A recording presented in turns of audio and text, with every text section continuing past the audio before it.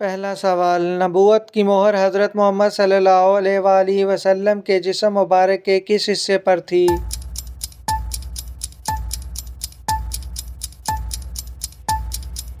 جواب ہے کندھوں کے درمیان۔ اگلا سوال، ہمارے آقا حضرت محمد صلی اللہ علیہ وآلہ وسلم کی پیدائش کہاں ہوئی تھی؟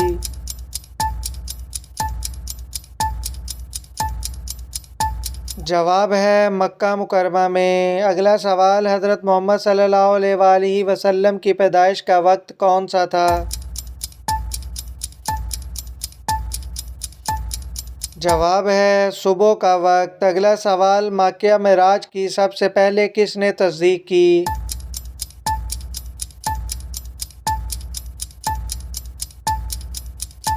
جواب ہے حضرت ابوبکر صدیق نے۔ اگلا سوال، حضرت محمد صلی اللہ علیہ وآلہ وسلم کا نام قرآن مجید میں کتنی مرتبہ آیا ہے؟